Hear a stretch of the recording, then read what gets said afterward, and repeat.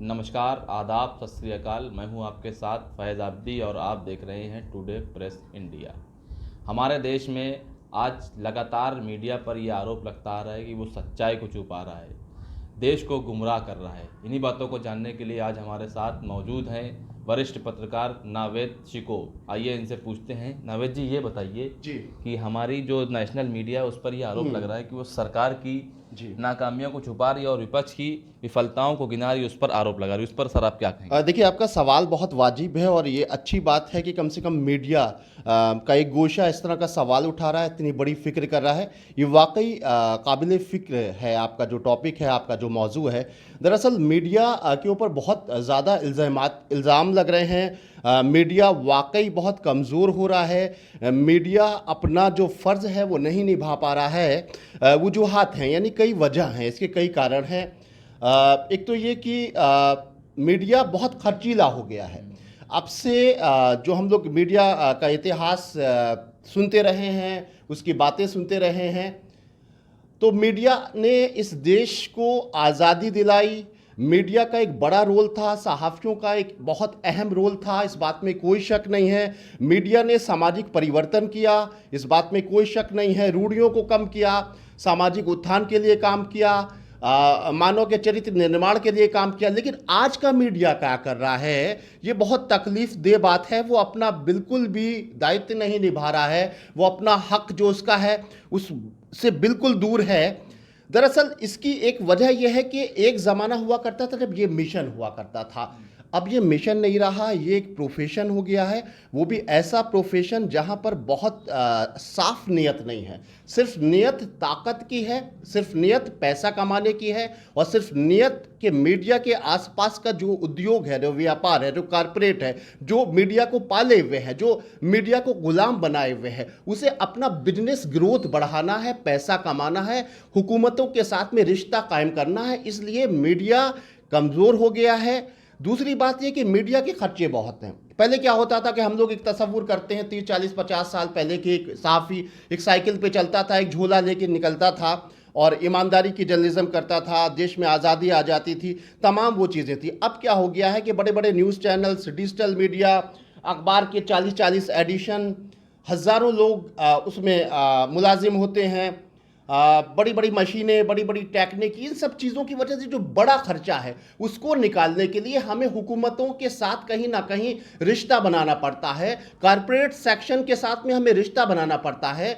उद्योगपतियों के साथ में हमें एक बहुत ही मजबूत रिश्ता बनाना पड़ता है। अगर हम ये नहीं करें तो हमारे पास पैसा नहीं आएगा। अगर हमारे पास पैसा नहीं आएगा तो हम एक बड़ा स्टाफ को तनख्वाह नहीं दे पाएंगे, और अगर बड़े स्टाफ को तनख्वाह नहीं दे पाएंगे और कम स्टाफ में काम करेंगे तो ये कंपटीशन का दौर है, ये इतने बड़े मुकाबले का दौर है कि अगर आपका मीडिया हाउस जो है उसमें 400 लोगों का स्टाफ है और मैं 4 लोगों से स्टाफ में चला रहा हूं तो मेरा कंटेंट मर जाएगा, उसकी मार्केटिंग, उसकी ब्रांडिंग नहीं हो पाएगी। इसलिए तमाम वजूहात हैं और मैं समझता हूं कि ये बहुत ही फिक्रमंद होने की ज़रूरत है। मेन चीज़ ये है कि कुछ जो स्वतंत्र मीडिया अब शुरू हुई है, जैसे मैं आपसे बात कर रहा हूं, आपने ये फिक्र क्यों की, आपने ये मुद्दा क्यों उठाया? क्योंकि आप किसी के मोहताज नहीं हैं, आप सरकार से पैसा नहीं लेते हो, आप किसी कारपोरेट जगत से। तो ये जो स्वतंत्र मीडिया है, आप जैसे मीडिया, जो आपका मीडिया ग्रुप है, वो ही इस जो मीडिया की गुलामी है उससे आज़ाद दिलाएगा।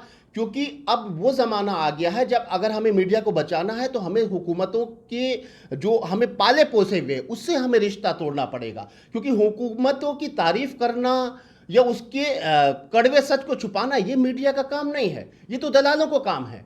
ये तो जो मीडिया के पाले हुए ब्रोकर्स होते हैं, ये उनका काम है। नावेद भाई, एक सवाल ये भी, जो मीडिया आजकल वो खबरें दिखा रहा है, जी, जो झूठी खबरें भी उसमें कुछ होती हाँ हैं, तो हाँ उससे देश गुमराह होता है। उस पर आपकी क्या राय है? देश गुमराह हो रहा है कि खबरें दिखाने से क्या हो रहा है उससे? हाँ, बिल्कुल। देखिए, ये बात, इस बात में कोई शक नहीं है कि एक नफ़रत का माहौल पूरे मुल्क में ऐसा फैल गया है। जो हमारे मुल्क का जो एक मिजाज है, खूबसूरती है, गंगा जमनी तहज़ीब है, मोहब्बत है, आपसी रिश्तों की जो एक खूबसूरती है, वो सब खत्म होती जा रही है। उसकी सही वजह आप बता रहे हो कि मीडिया ने गुमराह किया है। झूठी खबरें, गलत खबरें, हिंदू मुसलमान, अलग अलग जातियों और अलग अलग मज़हब के लोगों को लड़वाना, ये सारी बातों से हमारी देश के जो आम जनता है वो दिग्भ्रमित हो रही है, वो कहीं ना कहीं गुमराह हो रही है। उसको लग रहा है कि ये हमारा दुश्मन है, उसको ये लग रहा है कि ये हमारा दुश्मन है। बड़े बड़े मामलों के ऊपर झूठी खबरों को परोसना, दरअसल ये झूठी खबरें क्यों दिखाते हैं? इनको सुपारी दी जाती है,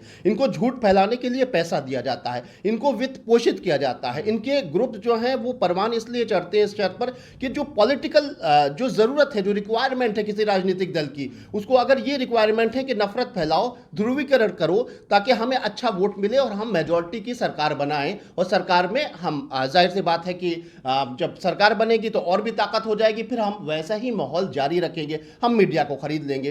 तो ये बात बिल्कुल सही है कि झूठी खबरें जो हैं उसका बाइकआउट करना चाहिए। नफरत के माहौल को आम जनता और आम पाठकों को, आम जो टीवी देखने वाले हैं, जो डिजिटल मीडिया से जुड़ी हुई जनता है, उसको इसका बाइकआउट करना चाहिए है।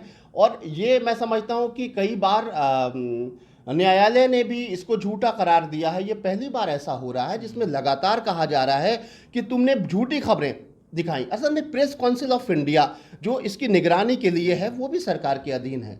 तो अब ज़रूरत आप जैसे कुछ लोग जो जागरूक भी हैं, जो जर्नलिज्म की एक नई पीढ़ी है, जो एक ऐसा प्लेटफॉर्म तैयार कर रहे हैं मीडिया का जो किसी का मोहताज नहीं है, बस थोड़ी सी उसी से उम्मीद है, नहीं तो बहुत खतरनाक माहौल है। चलिए, बहुत बहुत शुक्रिया नावेद भाई, आपका हमसे बात बहुत करने के लिए। ये थे नावेद शिको, जिनका साफ तौर पर कहना है कि मीडिया आजकल देश का माहौल को बिगाड़ रहा है।